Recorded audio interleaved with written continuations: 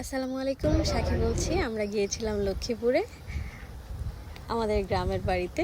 এটা ছিল আমাদের বাসার সামনে পুকুরের যে ভিউটা ওইটা ছিল। দেন আমি যাইতেছিলাম আপুর বাসায়। আপু রুটি বানাইতেছিল, দেন আমি বানাইতেছিলাম। দেন আপু আমাকে চা বানায় খাওয়াইলো, অনেক মজা ছিল চাটা। এটা হচ্ছে আয়াতকে আমরা ঘুম থেকে উঠেছি তখন। দেন এই যে আয়াত ম্যাম খেতেছে। মাশাআল্লাহ বলতে একটু ভুলবেন না, আমি আর আয়াত নিচে যেতেছিলাম, কারণ আয়াতকে আমরা এখন ব্রেকফাস্ট করাবো। গেছিল হচ্ছে আয়াতকে গরু দেখাইতে। এই যে গরু দেখাইতেছে, গরুকে মাছি কামড় দিতেছিল, সরি মাছি গরুর উপর বসছিল। দেন আয়াত বলতেছিল যে কি বসতেছে, দেন আপু বলতেছে যে মাছি বসতেছে।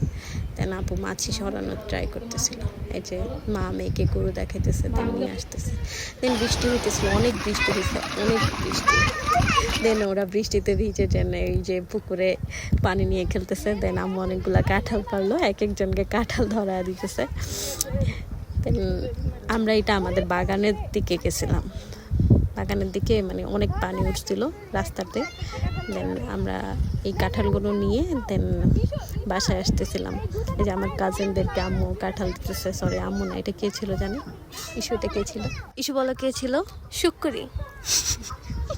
দেন রাইসা এই কাঁঠাল নিয়ে কি করতেছে দেখেন, মানে কাঁঠালটাকে একবার ডুবাইতেছে, উঠাইতেছে।